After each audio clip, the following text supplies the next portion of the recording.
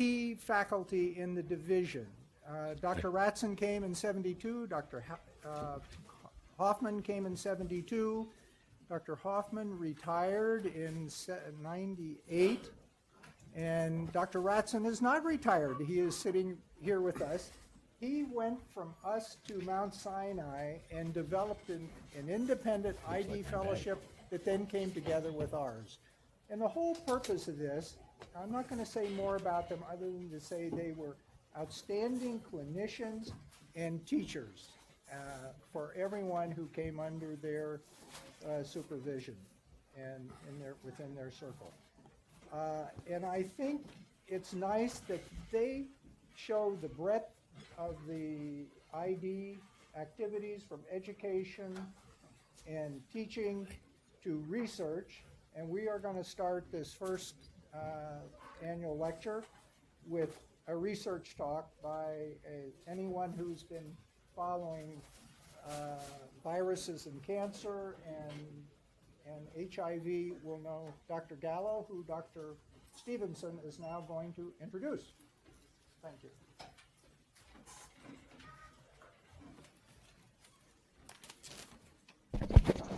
Good afternoon and welcome to the inaugural Department of Medicine Grand Rounds for the fall season. It is my distinct pleasure to welcome as our speaker Robert Gallo, who is the Homer and Martha Gudelsky Distinguished Professor in Medicine and Professor of Microbiology and Immunology at the University of Maryland School of Medicine. Since 1996, he has been director of the Institute of Human Virology and co-founder and scientific director of the Global Virus Network that you're going to hear a little bit more about today. Previously, for 30 years, he was at the National Cancer Institute. So Dr. Gallo's contributions to science are incredible. He and his co-workers opened and pioneered the field of human retrovirology, which is a topic close to my own heart, when in 1980 they discovered the first human retrovirus called HTLV1, human T-cell leukemia virus 1, and with others showed that it caused a particular form of human leukemia. And in fact, to date, there are still very few viruses shown to cause human leukemias, HTLV1 and 2 being two of them. A year later, he then went on to discover human T-cell leukemia virus type 2. Dr. Gallo and his colleagues independently discovered HIV, the third known human retrovirus, and pioneered the first results to show that HIV was the cause of AIDS. They also developed a life-saving HIV blood test that prevented millions from becoming infected. The discoveries of all human retroviruses, including HIV, were to a great extent dependent on being able to grow human T cells, because these viruses replicate in human T cells in the laboratory, and that was achieved by the use of a growth factor called interleukin-2 that Dr. Gallo and co-workers discovered in 1976, and that set the stage for the ability to culture human T cells. In 1995, he and his colleagues discovered the first natural endogenous inhibitors of HIV, beta chemokines, that clued scientists as to what the receptor for the virus might be, and that then opened up a new field of therapeutic interventions targeted against these chemokine receptors. In fact, that discovery also pioneered the way for the first known cure of the 40 million or so worldwide infections, the Berlin patient. Dr. Gallo has been awarded 34 honorary degrees from various universities in the US and abroad. He's a member of numerous professional and honorary societies, including the US National Academy of Sciences, the Institute of Medicine, the Royal Society of Medicine in Glasgow, my hometown, the Royal Society of Medicine in Belgium, the Royal College of Physicians in Ireland, among several others, and also a member of the National Inventors Hall of Fame. Dr. Gallo has received numerous scientific honours and awards. For example, he has received the prestigious US award, the Albert Lasker Prize, twice, 1982 and 1986, the General Motors Cancer Research Prize, the American Cancer Society Medal of Honor, the Gardner Foundation International Award of Canada, the Japan Prize of Science and Technology, the Paul Ehrlich and Ludwig Darmstadt Prize of Germany, the Príncipe de Asturias Award for Technical and Scientific Research in Spain, and the World Health Award from President Gorbachev in Vienna. Dr. Gallo was the most cited scientist in the world from 1980 to 1990, was ranked the third in the world for scientific impact for the period 1983 to 2002. He's published close to 1,200 papers, probably more than that now. There are many superlatives to describe the career of Dr. Gallo. At a distance, it's tempting to think of him as perhaps arrogant, abrasive, direct, at times. But in my relationship with Dr. Gallo extending over 20 years, I've gotten to know a different side. He's charming, immensely engaging, incredibly supportive of his faculty, has a huge heart and loyal to a fault. I said all the things that you wanted me to say, right? Okay. Yes, that's it. Yes, Father, you can sit down now. It's an honor to know him.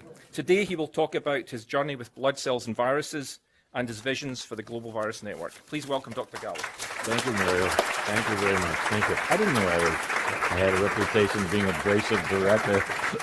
Thank you very much. Thanks a lot. Thanks for being here. Please note the time, how much Mario went over time, and so I'm a little bit screwed.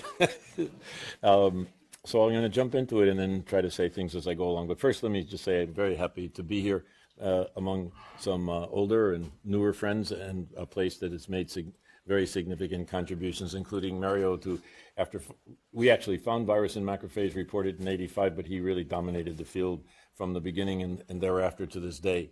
In Savita Pala, who's in the audience and who's a collaborator, friend when she was, back in New York in old days, with some pioneering work related to GP120. I don't know if Margaret Fischel made the lecture, but she's the importance of the AZT work and of the babies story. We talk about the dangers of mentioning people, then you leave out. I did this in Emory just a few days ago. I gave the Ray Skenazy Distinguished Lecture in Emory. And, so I had a slide of a lot of people that were there, fortunately, mentioning them. But I mentioned too many. And then there was one that I didn't mention. And he scolded me. He was retired. Yes, Ray's uncle, Andrew Namis. He said, Bob, I can't believe you're in the pediatric center and you forgot about my work on opportunistic infections of babies. Quite frankly and honestly, I never knew, because I don't follow the baby literature very well, or the children's literature, rather. So anyway, it can be a mistake to mention the few, because there's a lot of people here who've made contributions. But I did it. Anyway, I had to mention those that I have been closer to. So I'm going to try to begin this with some general points. So you know, and we all know, that the three big epidemics were these, and they're all caused by an RNA virus, one form or another. Influenza of 1918-19 during the Great War, polio of the early 50s, HIV/AIDS, which we became aware of, but it was much earlier, we became aware of in 1981.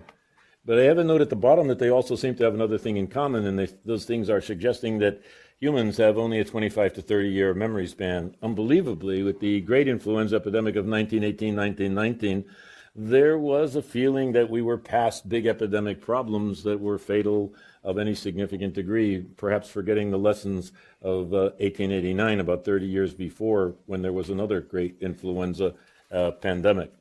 And then polio of the early 50s, all you have to do is read David Oshinsky's book, which is The History of Polio. And it begins that we can forget about serious pandemics and focus on chronic degenerative diseases like arthritis and cancer, ironically, which are often caused by viruses. But it was just, it was significant to forget about it, and polio appears. And I can testify personally about the HIV epidemic. When I came to the National Cancer Institute, it was 1965. And I can tell you there was a healthy respect for epidemic diseases and pandemic potentials and the viruses that might cause cancer in man, and about the possible existence of human retroviruses. But by the mid-70s, we had famous departments of microbiology being terminated in some famous medical schools on the East Coast. We also had threatening things to CDC with contraction and maybe even closure. And And there were very strong additional prejudices, which I'll summarize on the next slide. So this is roughly 10 years later, and it's, again, roughly 30 years after the previous epidemic. So serious epidemic infectious diseases, the mid-1970s, are over in the industrial world. Therefore, they're a problem only for tropical disease institutes and for people in the tropics or semi-tropics, like faraway places like Miami, Florida. I mean, really, it was like, just forget about it. And then retroviruses don't infect humans. There are many reasons for this. If there's time after, which there won't be, I could give you about a half a dozen reasons, even scientific reasons, but much of it was based on prejudice, including, I think honestly I could say human research then, laboratory human research was kind of looked down upon. Today it's very popular, translational research it's called, but then you were thought to be a little, maybe not as smart as the other guys if you were working on human problems at the basic level. And no viruses cause cancer in man. The evidence for that, well, Cold Spring Harbor in 1974, The Origins of Human Cancer. It was at that meeting with two other virologists. I think it was Harold Zerhausen and Max Essex and myself, relegated to somewhere near the men's room. And the conclusion of that is in a book. Jim Watson was there and part of that organization, is that there's no virus having any role at all in any human cancer.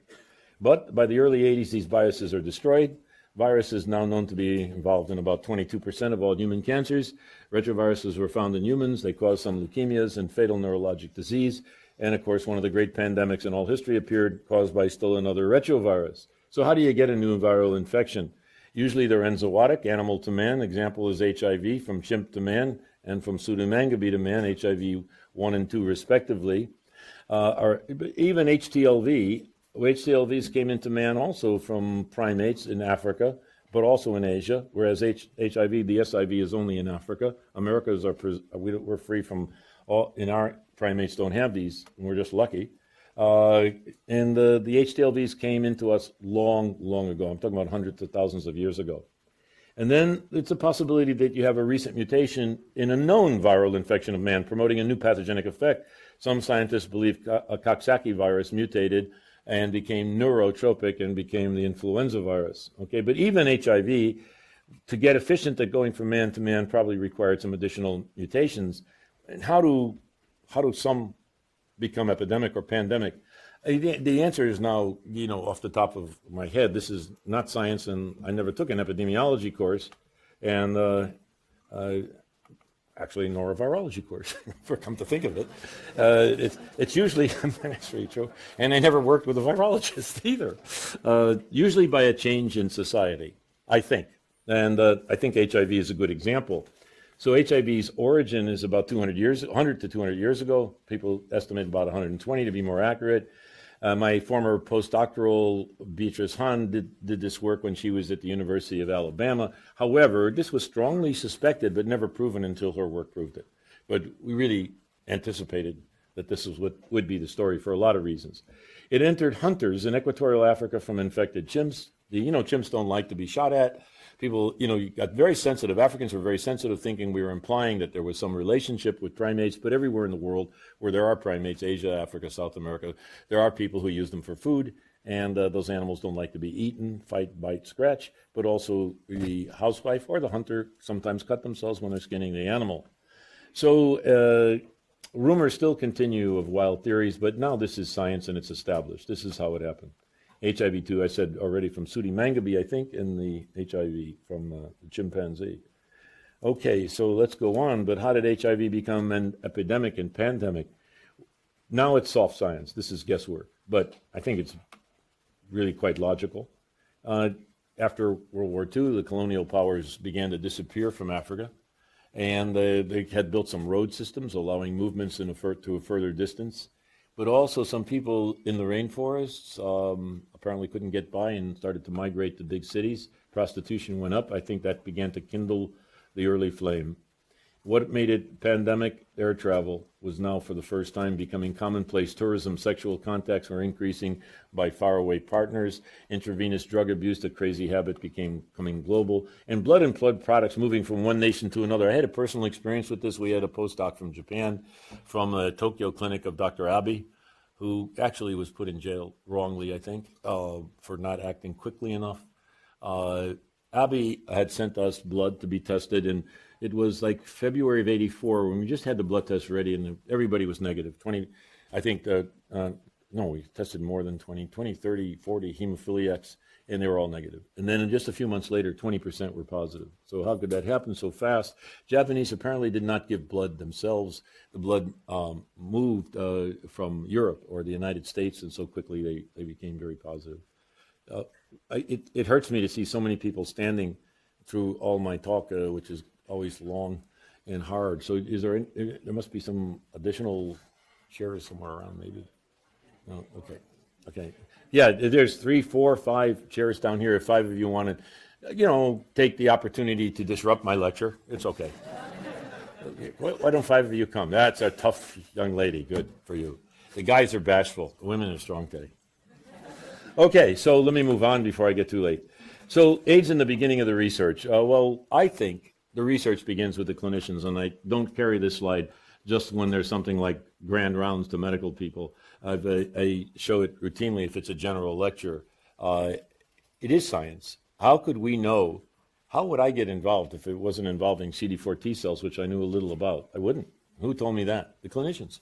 So the description that this involved CD4 T cells were declining was critical. And I think the first scientific observation, major, belongs to the clinical people. And then CDC. Well, CDC is a building in walls, but it has individuals. And the individual is Jim Curran, who's now the dean at Emory School of Public Health. Jim was the champion and hero of the time, and he really would start raising the alarm. He was getting these reports from clinicians, East Coast, West Coast. So I happened to stumble in a lecture that he gave at NIH. I wasn't terribly impressed. It was a small group of people in New York with this strange disease. I wasn't going to leave leukemia research for that. But he came back, and I heard him a second time. And at that second meeting, it was clearly important. And I thought he was looking at me. As Mario said, some people say it can be arrogant. Oh, God, I didn't know that. But I assumed he was looking at me when he said, where were the virologists? But what that tells you is that Jim Curran, at a time when people were thinking of all kinds of theories as to the cause of AIDS, was already thinking a new infectious virus. And so I think he made a major contribution. And then ideas for the cause were generated by a lot of people, and I'll list a few on 2 slides. 2 being non-infectious were poppers, amyl nitrate for sexual stimulants that didn't go out of existence even until years after our papers were published.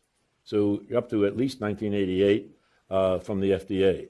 And then right at NIH, at my own institute, the National Cancer Institute, a good immunologist, Gene Scherer, a friend of mine, he had autoimmunity. I mean, amyl nitrate and these, well, let me say the autoimmunity first. It was due to rough sex. That is, white blood cells from one person get into the bloodstream of another. You make antibodies against them, but you also make an immune response against your own T cells and you kill them. And so I went to such a meeting in February 1983 at Cold Spring Harbor. I was long involved already for about a year at that time and already starting experiments toward a retrovirus idea.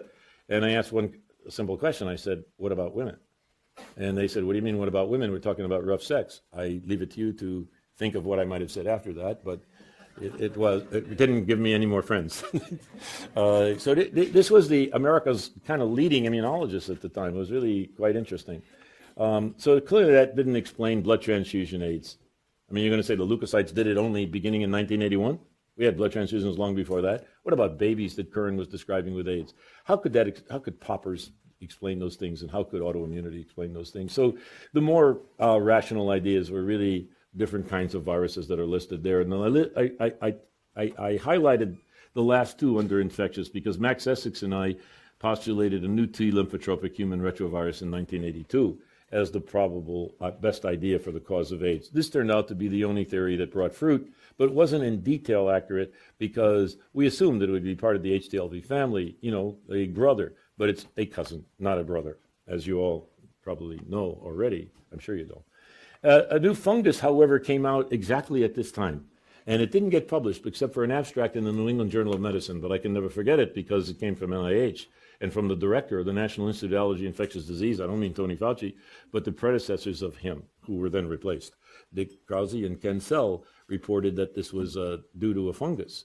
And they were talking about it, and it was going to be announced, and I was in Japan and I arrived in San Francisco. I got a telephone call from Vince DeVito, who's the NCI director, and he said, "You told me it was going to be a retrovirus. Our papers were just submitted." My heart started to palpitate. And I said, "Oh my God, how could I be this wrong?"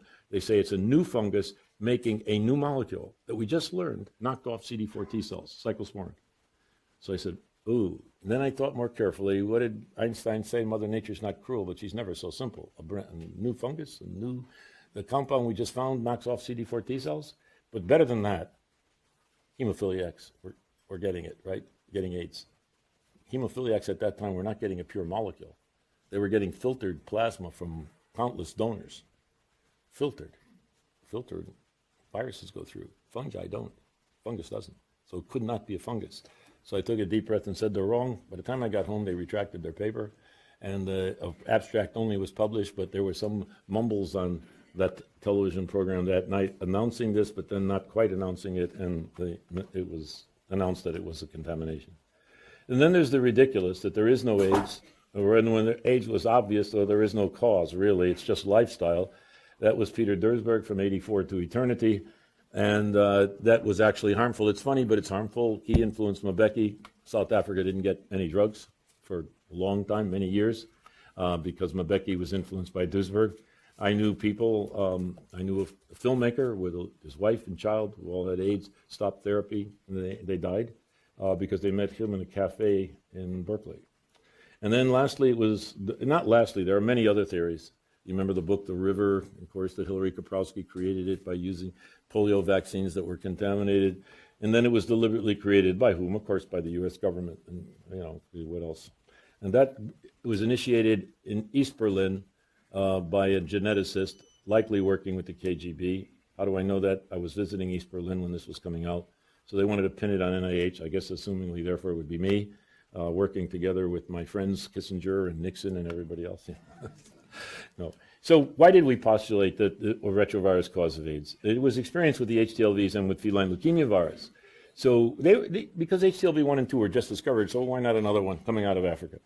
And Takatsuki, the Japanese guy who described the disease before the virus was known, back in 77, told us that they were seeing plenty of immune deficiency with HTLV1, moderate immune deficiency. So what about a variant in the envelope, like apparently feline leukemia virus, if you jump to the bottom, can also cause immune disorders with envelope variants of it.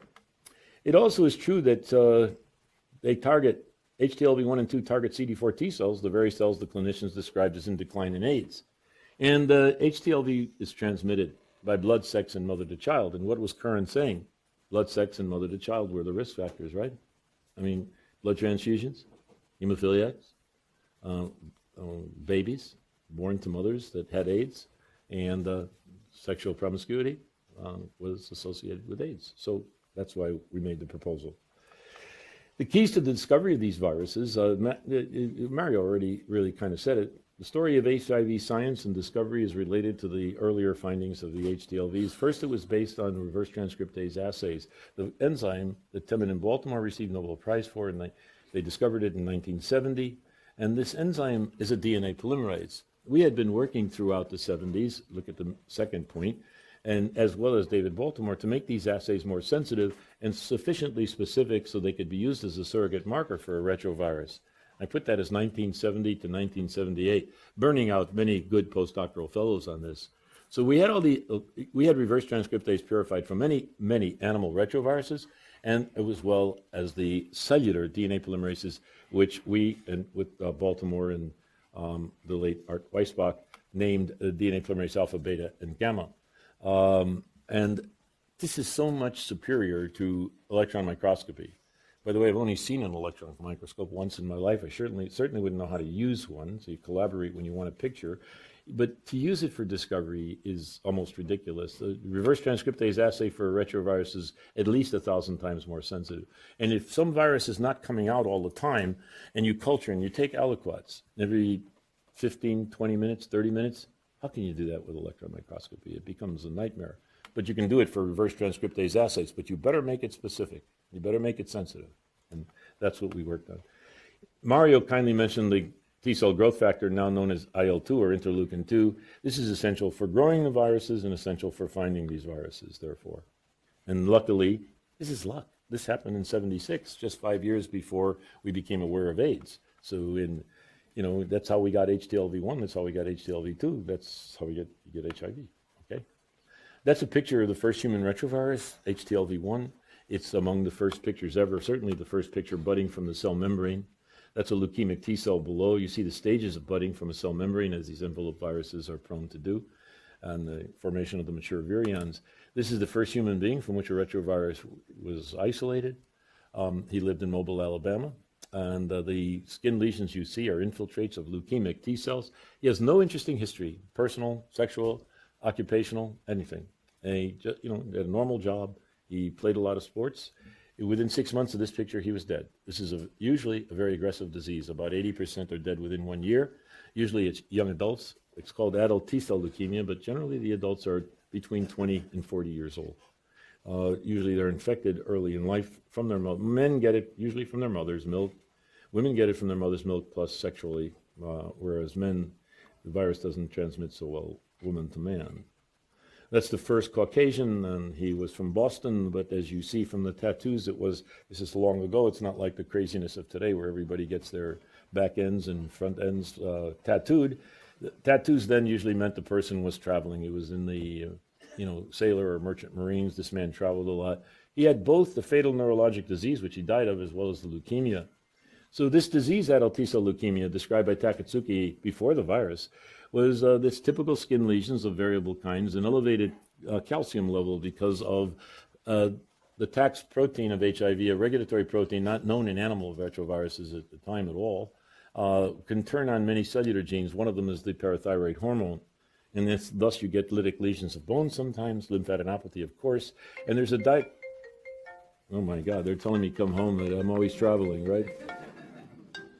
Oh my, it says Baltimore, slide to answer, no, slide to kill. I'm sorry, I didn't know this was on. I never had that happen before. Slide the power off. Okay, done. So one of the things for people here where you might see HTLV disease and is you don't need a virologist and you don't need a molecular biologist. You don't even need to be a clinician. You just need to be a student who can do a blood smear because the leukemic cells have characteristics to them. The Japanese called it flower cells. The nuclei look like the petals of a flower. Okay. The epidemiology, the number infected globally is unknown. You can see that by the estimates. Some say 10, some say 20 million. About 100,000 in the United States, fixed very tightly in a population, almost like a genetic marker, and varies greatly among neighbors. For example, 3, 4, 5% in some Caribbean islands and not at all in others. It seems to depend on where they came from in Africa, what tribe. Transmitted by blood, sex, mother to infant. But a key point is not on the slide. This virus replicates so poorly, it's extremely hard to find. HIV is much easier. But what is transmitted is probably not virus, but the whole cell. So the cell is transmitted, they have cell-cell contact, and virus moves from one cell to another that way. So this is why you need blood. I guess the mother's milk, I don't know how cells get into the infant, but that happens. I don't know enough about it. And of course, blood transfusions or intravenous drug addicts, and sexually, it happens usually man to woman, as I said before. Whereas HIV tends to be more going both ways. That's where it is most concentrated, where you see the reddish brown color. And Africa, where you see in yellow has never been tested. So a large part of Africa we don't know. Parts of South America we don't know, but it's pretty heavy in Brazil, in Colombia, and Peru especially. Japan, of course, that's where it became very famous, especially in the southern islands. If you look at Indonesia, you see half of it is very striking and the other half has never been tested. What stands out, strangely, though, is Iran. And I don't know this firsthand, but a Lebanese worker who's very prominent in the field developing therapy said 7% of his studies show that 7% of Iranians are infected. I don't know how to put that all together with the movements of people and the relations of people, because this is almost like a cellular gene. So, it's very tightly controlled in the DNA. So the evidence that it causes leukemia. Let me make a provocative statement. I think there's more evidence that this virus causes leukemia than we have of the cause of any human cancer. I'd love to have a debate on that and to see if this statement is more than provocative, i.e. if it's wild. I don't think so. I think it's probably true. It's the virus of the kind in animals which causes leukemia, long sought for in man. It is tightly linked to adult T-cell leukemia epidemiologically. It specifically targets mature human T-cells in vitro, usually the CD4 T-cells, the very kinds of cells that you find in the disease. It can immortalize them, make them grow forever in vitro. The next two are critical. Its DNA provirus, what gets integrated, is clonally integrated into the DNA of leukemic cells. This point in and of itself is powerful molecular biological evidence for the causative role, as I'll show you in a second. Mice made transgenic for either one of two genes of HTLV develop adult T-cell leukemia. So you can reproduce the disease just with a gene. And of course, the whole provirus reproduces the disease. It doesn't seem to need a known cofactor, though there are factors that promote more rapid development of the leukemia or hinder it. So look on the right side of the slide. This is if the integration pattern is random, it indicates that infection only occurred after transformation. But if you look at the left, the viral genes are integrated, the provirus, in every cell in the same chromosome in the same place, indicating that the first cell that was infected that became transformed by the virus gave rise to the descendants, which I think is proof, molecular biological proof, that this is the causative agent. Okay, you don't always have to have that with a tumor virus. Let's take the most extreme opposite one. Is HIV a tumor virus? Molecular biologists might say, no, not at all. But an epidemiologist might say, yeah, there's an increased incidence of cancer if you get HIV infection. But HIV infects this cell becomes cancer. It's not like we're used to thinking of a tumor virus. So, that's the extreme. But all the other viruses, this is rare to find clonal integration. But viruses we know that are the cause, other viruses like Hep C, B, papillomaviruses, EBV with Burkitt lymphoma and a few other cancers, herpes 8 and Kaposi sarcoma, a little bit different, not as easy as this. Once you have the virus with this, it becomes easy, So I should also say that for me, if I want to think about, if I'm interested in a disease and I want to think it's possibly viral, if you know the tropism, what cell is it targeting, and you could understand the virus type that you're thinking of, what is its strategy to survive, that can almost predict the kind of disease you're going to get. HTLV1 strategy, it doesn't replicate. How am I going to survive if I'm HTLV1? Well, I put my provirus in a T cell. I want my proviruses to grow. How do you have your proviruses grow? By the cells growing. So I think the adult T-cell leukemia is an accidental consequence of the strategy of the virus. It is the one last thing about HTLV that I have left out. Think about its efficiency as a carcinogen. 3 to 5% get leukemia over a lifetime. How many agents do we know with such efficiency for causing cancer? Can you think of it? And maybe say after what you think is more than? Is it smoking? Hardly. Is it EBV? Obviously not.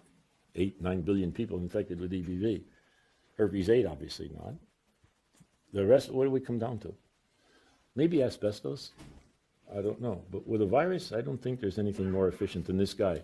It's fortunate that this is not easy to spread or very difficult to propagate, very difficult to go around.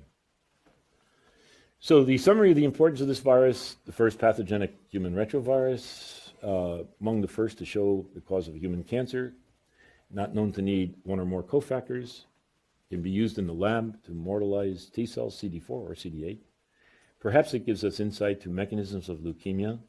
Well, certainly different from any known animal retrovirus. They don't cause leukemia the way this guy does. Provided impetus to search for other retroviruses, leading to the discovery of HTLV2 and HIV. It predicted, in fact, some of the genes of HIV, like TAT and REV. Importantly, I have that. It's more carcinogenic than any other tumor virus I know of, and one of the strongest carcinogens known. It is an important public health problem in South America, the Caribbean islands, parts of Africa, Indonesia, Japan, and maybe Iran. This is the last I'm going to show you on HTLV, and that is the wonderful Dear John letter. Remember World War II? Dear Johns were women who were dropping their military boyfriend in the war, saying, go, sorry, I'm marrying somebody else. So this was a sort of a friend, Bob Wagner. He passed away, and he's basically telling me, dear Bob, please go away. Nobody wants to hear about these viruses. That was the first submission of the discovery of a human retrovirus. This is mainly for the younger crowd. Getting rejected was a serious part of my career, and in the 1970s were not a happy time. And finally, it got published in Proceedings of the U.S. National Academy of Sciences, and then everything became much more rosy. But at this point, no one wanted to hear about it. Mario will maybe recall that at some meetings, I don't know if you go this far back, these viruses used to be called RNA tumor viruses. And so I would like to say, first of all, I always made sure that I was working on something conventional or something acceptable while trying to find human retroviruses for obvious reasons. You think you're just crazy. But I remember coming to meetings when they'd say, here's Bob with his RNA rumor virus. So instead of tumor virus. It was an interesting moment. Okay. So what was the science of finding HIV and linking it to AIDS? Let's go now to HIV only. Well, we already discussed the clinical and epidemiological information. We proposed the retrovirus idea in '82. The technology to grow human blood cells, we discussed that already. The first detection of a new retrovirus, '83, coming up by the French group. The linkage of HIV to AIDS by many isolates of the virus and the blood test that allowed large-scale screening and verification all over the world in '83, '84 period. Now this begins our work. This begins our first major positive result, and in fact was never published until the editor of some pathology journal, I think he's the chair at Johns Hopkins, when I gave a lecture there, he wanted this picture, and I had to search for it, and he knew about it, and look at the double infection. You can see HIV, and you can see HTLV1 in here. But this was given to me from Jacques Leibovitch, a clinician in Paris, who decided that my ideas were really good. That's in '82, and he came to visit me. And he said, I should not be working on this problem with only one finger. I needed all five. I said, thank you, Mr. French clinician, for telling me what to do. I will try to follow that. He said we were only dabbling. We needed to work really hard on it. He came with a lot of samples. One of them was this. This was a patient, I'll just say the initials were CC. He was a young man. He went on a honeymoon in Haiti from France. And like people who go to Haiti for any extended period of time, you get into a car accident. And the car accident occurred, and he was blood transfused. Haiti's endemic at that time for both HIV and HTLV1. HIV was not known yet. And so we cultured it, and lo and behold, we got cells really growing that were producing virus that had cytopathic effect. HTLV1 does not have a cytopathic effect, yet when we took antibodies to HTLV1 and tested them against these cells, there was some cross-reaction. So we were feeling extremely cocky. We were feeling like what we're predicting is right on target, because we were predicting a new retrovirus of the HTLV family, so this is it. And then what happened in time? Oh, and by the way, you wouldn't suspect two viruses because retroviruses interfere. Here they don't. HIV and HTLV don't interfere one with another. So we couldn't know that. And who would think about another human retrovirus category after having so much trouble just with HTLV1? So we never thought that there were two viruses there.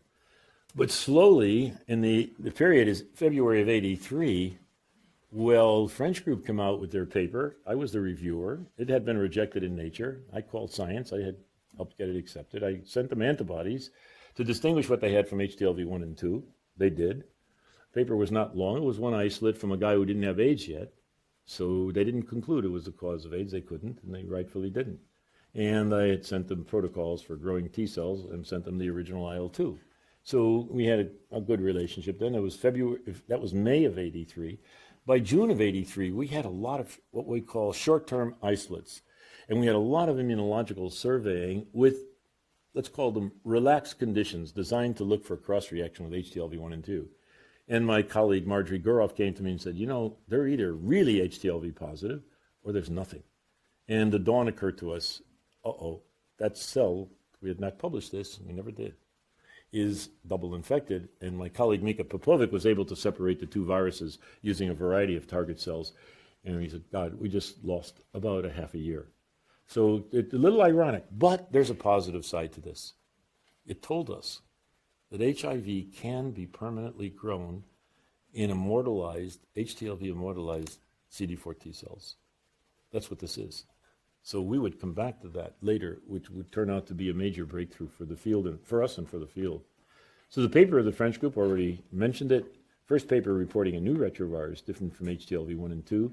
Limitations of one isolate. Couldn't be consistently grown. Patient didn't have AIDS. Okay.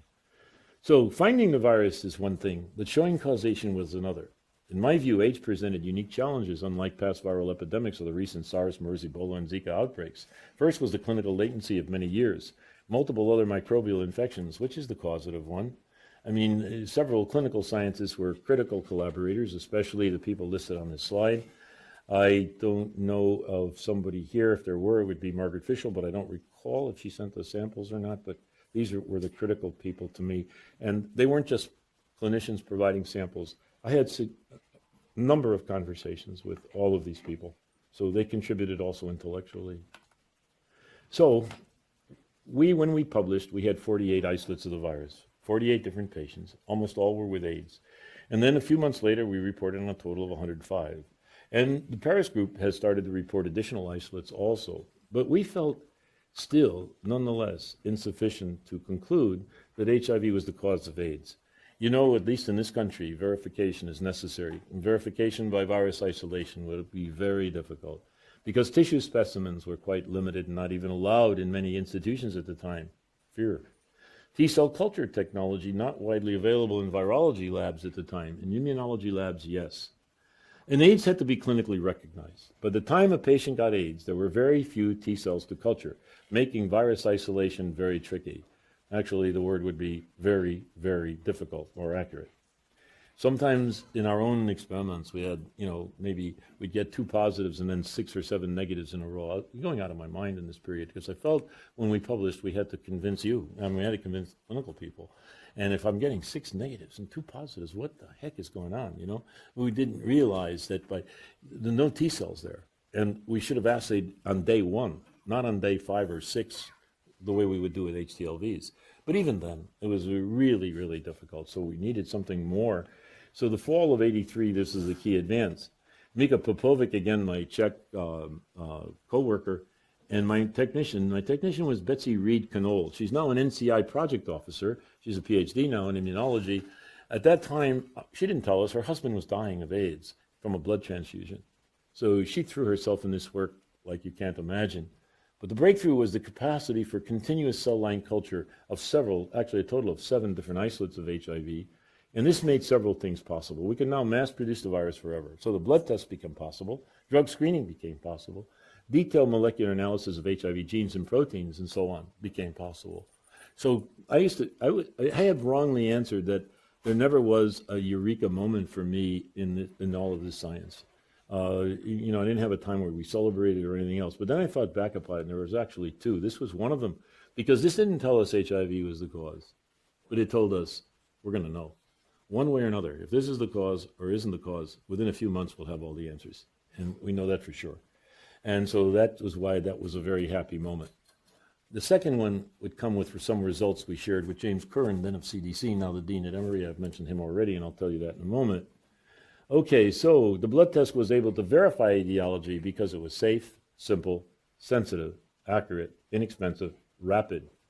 What was the blood test? It was the ELISA, and we brought the Western blot to clinical medicine for the first time, to my knowledge. And the government would then brought in big companies to make the test global. Did we do everything perfectly? I think no. If we thought about it, we could have tested the hemophiliacs of the world with a half a dozen more technicians and saved a lot of lives earlier until the blood test became global by the big companies, and nobody actually thought of it, including me. So verification came almost instantly and enabled surveys of thousands of serum samples globally. So the major practical advances from HIV research are the blood test of '84, anti-HIV therapy. Now, many people would say the big breakthrough was the protease inhibitors in the cocktail 95. Not in my mind, and I was there.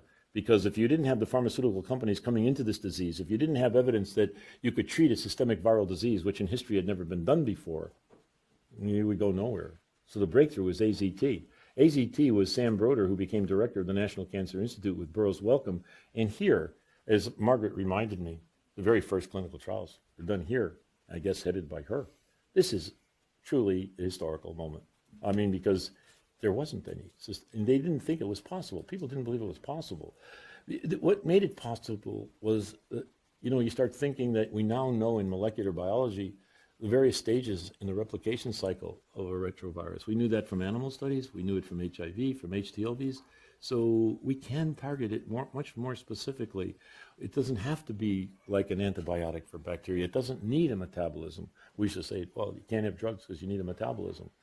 So this work began as a collaboration. The work was carried out by Sam Broder actually in my lab, and then he brought it into the clinic with Burroughs Wellcome, as I said, and other people involved in that project right from the beginning. I was very scared that this was going to kill people too much and that it would be too toxic and would get into a lot of problems. So that was a good time for me to jump off the train and let the people who could drive the train drive it. So a blood test was a key advance by saving the blood supply and preventing blood transfusion infection as well as the consequent infections from the recipients to other people. But just as important, it allowed the epidemic to be followed for the first time. Recall that before you had to wait until somebody had AIDS. How could you follow the epidemic without the blood test? You couldn't. There's no idea. Now we could follow who's infecting who right away. And that changed the whole field. Many people, most are too young to know that, but it's not like now.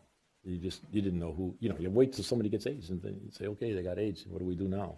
You start treating the symptoms and the side effects and the opportunistic infections. You don't know where you're going, and you wait till they got AIDS. But now we knew right away who's infected and how the epidemic is spreading and who it's spreading to and who to treat if we got drugs. And the culture system developed for the blood test was used for the first screening of anti-HIV drugs. And when therapy became available, we could determine who to treat as well as to block mother-to-child transmission. And for me, a lot of it looks like this is for humanity, but for me, the driving force was trying to prove HIV is the cause of AIDS so that we could pass this stage. Even after our papers were reported, the National Blood and Heart Institute had a $30 million contract, which would be probably double that today, to find the cause of AIDS. I thought, wow. But then they sent us blinded samples, both for virus isolation and for the antibody testing. When those results came back to them, they terminated that contract. It was also a period where I had a second eureka, and that was James Curran. We had a lunch in Bethesda, Maryland. We exchanged envelopes. He had a code of serum samples he sent to me of donor-recipient matched blood transfused people. And we had the code of what the answers were. The answers matched. We ended up smiling, shaking hands, and that was a good feeling. That was around March of 1984. So what are the needs for the future? As I come to the end of the talk, I got to concentrate on now and tomorrow. And that's that without a doubt, we still need new therapeutic approaches because you'd like to have medication that lasts a long time for the clinical people. And I think we're getting that. I was hearing from Margaret about the integrase inhibitors. I heard a little bit about that from Bob Redfield that lasts a long time. I think this is really important. The push that you read about is virological cure. There's a review every 5 minutes somewhere in the medical literature. This is fanciful. I mean, you're not going to get a virological cure, and you're not going to prove it until the person dies and you do the complete autopsy, as we've seen in monkeys. So I wish people would stop talking about it. A functional cure might be doable. And a functional cure, you're really going to purge and get rid of the last infected cell that way. I don't believe it at all. I mean, it's me now giving opinion. Because Mario's favorite cell, the macrophage, nobody talks about it, but it can be infected, it is infected, and probably is part of the reservoir, as perhaps the microglial cells of the brain, macrophage derived, are. Moreover, the activation, the so-called purging, do we know those cells die? Well, originally they were saying activation makes them die. That's not true. Only some cells will die if a large amount of virus is expressed. Oh, well, the CTLs will go kill them if they express virus. Really? Do CTLs handle the disease that well and the variants of virus that are produced? Not so well. So I think that purging has got toxic side effects. It has the danger of they say they can do it without activating other normal cells. I don't know if that's true. Hopefully it is. And there's already been some toxicity reports. For me, instead of shock and kill, I would propose what I said to Margaret earlier, soothe and snooze. Keep the virus suppressed. If it's me, give me one of those long-acting drugs and let me alone. I don't like being activated. Okay, so we want to bring correct therapy to a much higher percent of infected people. Think about the PEPFAR program. I'll say one word about it in a moment. And the ultimate is preventing infection, eliminating HIV. And I know of a few ways of doing that. One is to outreach to the community in any way you can. And we're hoping to have collaboration with Miami, GW, and ourselves in this regard in the future. So it's test, test, test, and treat as soon as possible. Treat as early as possible. Get the word out as much as possible. Chemical prevention, the PrEP program, which you all know about, which has worked in San Francisco and elsewhere, and you're, Margaret tells me, setting up here for this kind of study. And there's also microbicides, but they have their practical disadvantages developed by Slim Karim in South Africa. And of course, the vaccine is the ultimate, but it remains elusive. Okay, so as to I already said this. I already went through it already. Right? Right. Forget it. As to extending help for therapy in Africa, the PEPFAR program, it's now over $58 billion. Several universities are involved. Our place has received a significant funding for this. We're in 8 African countries, most heavily Nigeria. And last year, we treated our 1 millionth patient. We follow 6,000 in Baltimore. And a lot of experience in dealing with this. You got to treat the whole person, that's for sure. You got to be responsible not just for HIV once you're involved. So this is a big effort, a huge effort. So the question is not scientific anymore on this one. The question becomes social, political, economic. Will we have the will to continue this? Will governments, will America be able to? Will it go on? If not, we're going to need alternatives. So let me close with 2 things, the vaccine and then a bit about the global virus network and the spin-offs from HIV. Well, HIV vaccine cannot be based on the principles of classical vaccinology, not entirely at least, because it's a retrovirus differing in critical ways. What are those critical ways? Well, a lot of variability because the reverse transcriptase is very error prone, but more importantly is integration. This happens in less than 24 hours. So you give me HIV and 24 hours later, infection is established in me. It's too late to do anything, okay? So does that really matter? Well, let's think about it. So if infection is established quickly and permanently with no time for immune recall, a protective immune response must persist, never before required for other vaccines. There's no time for recall, right? We're all vaccinated against polio. Let's drink a vial of polio. What happens? We get infected, most of us think.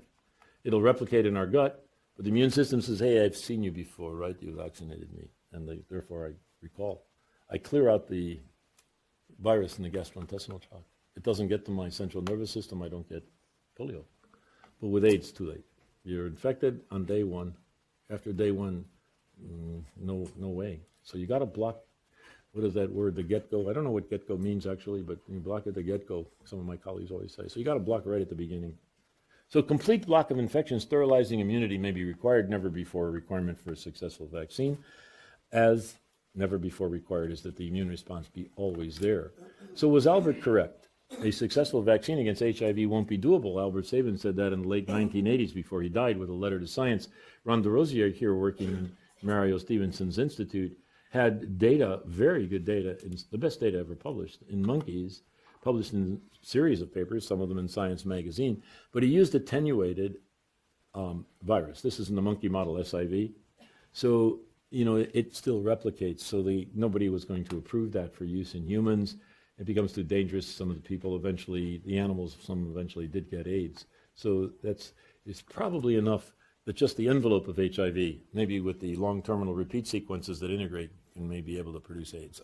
I don't know that, but I suspect that.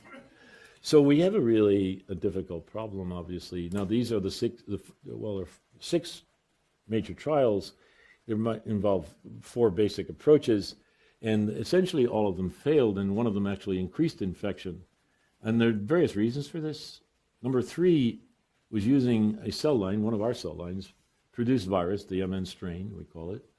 And, it's intelligent, target GP120. Why?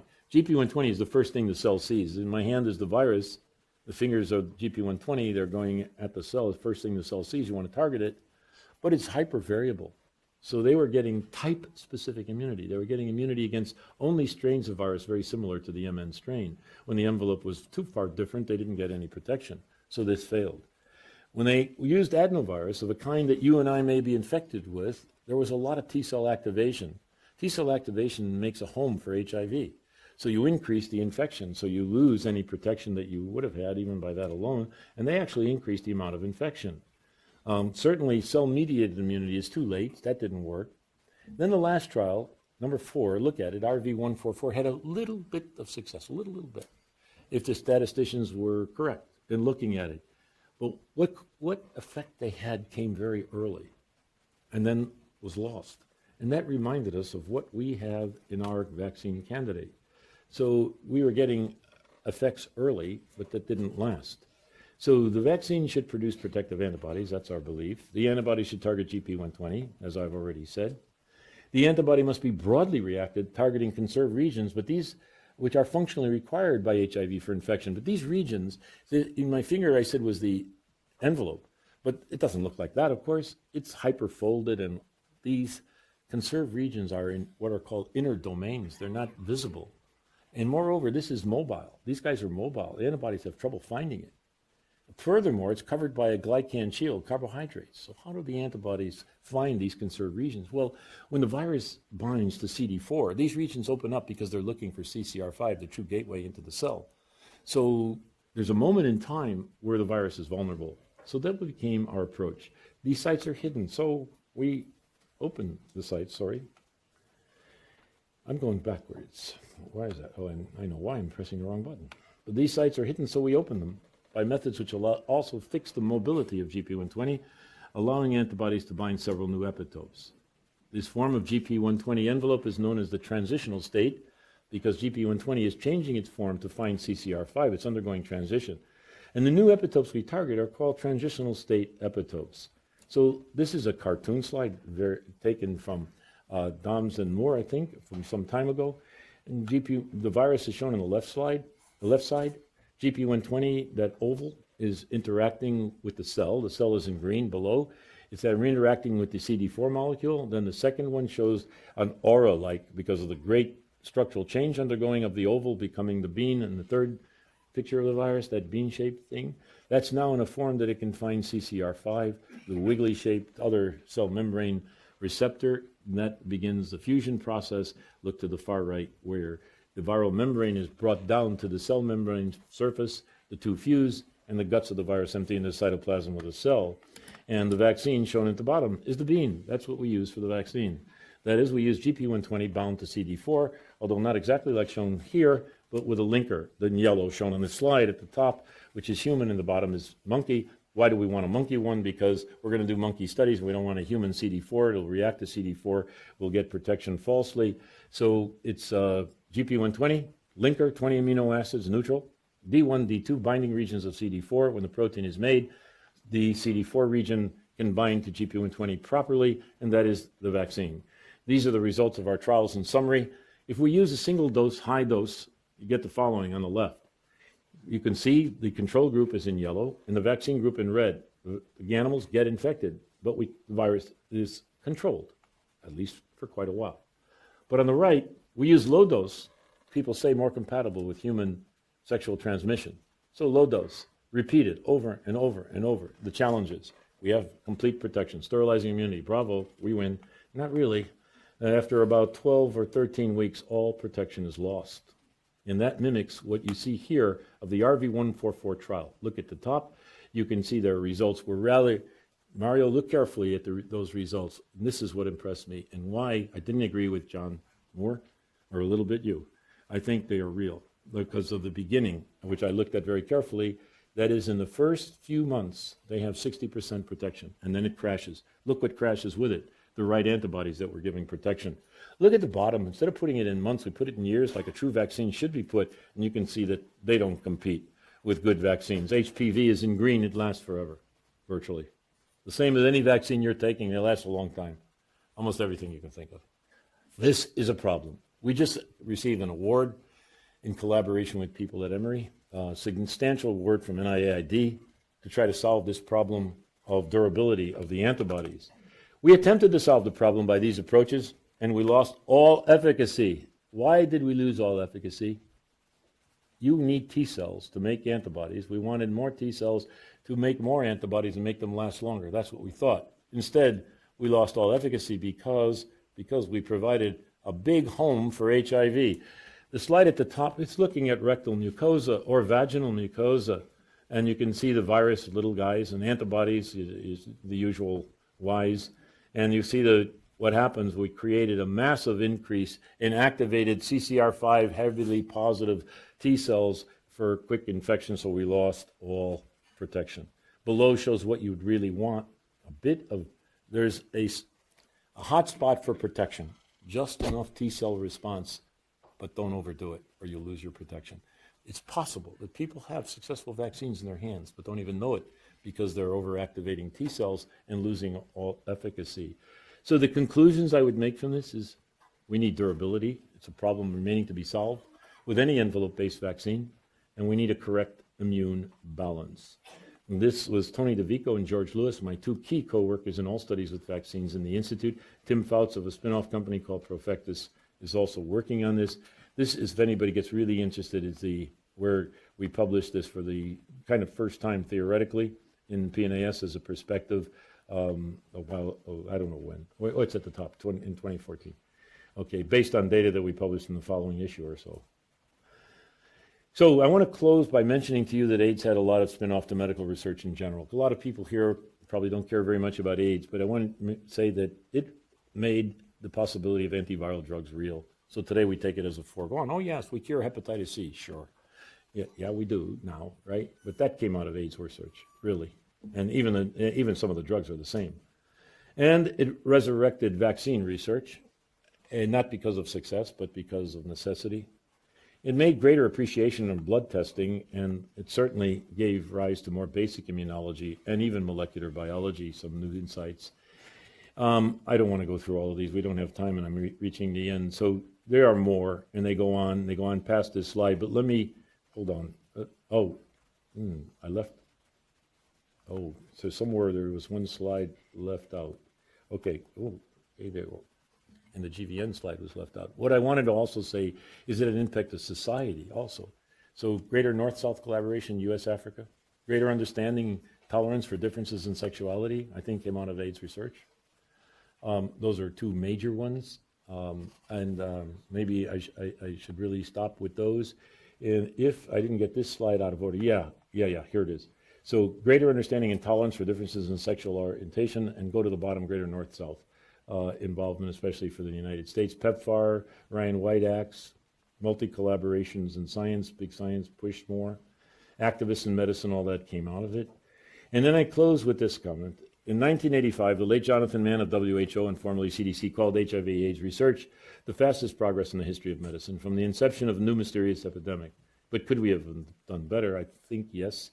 Though technically prepared, I believe we were not prepared conceptually.